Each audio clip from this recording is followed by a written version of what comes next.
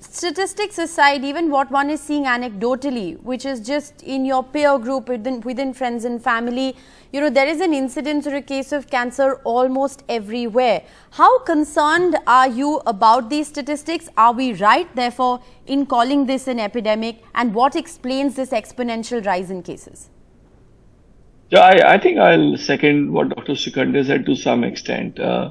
We are seeing an epidemic, actually. I agree with you. Even in the last 10 years that I've been practicing in India, I've seen the whole field get busier. And I think it is very important to see that certain cancers are being center stage. We know cervical cancer was actually the front runner till a few years ago. Breast cancer has taken over, which means breast cancer incidence, especially amongst young women, is rising.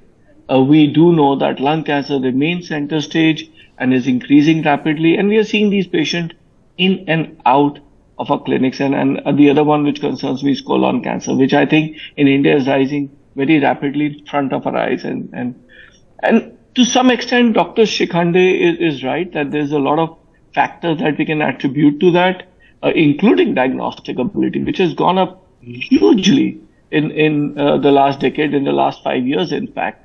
The people's fear of cancer, which leads them to more testing, has gone up. But I do think that there's a genuine increase over and above the diagnostic ability of the cancer incidence. And I'm sure that's related to lifestyles and things that we do not understand. And I think things we do not understand are a big contributor in addition to things we do understand.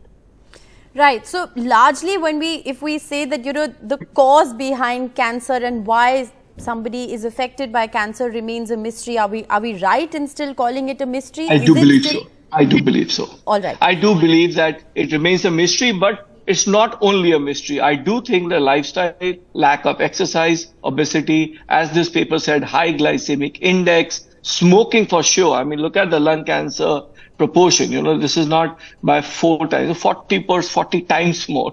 So smoking and all the other factors are clearly attributing to it, but there still remains one unknown factor. And in India, I must say that genetics is also playing a role. We thought it didn't a while ago, but we do think it's playing a role now. Right.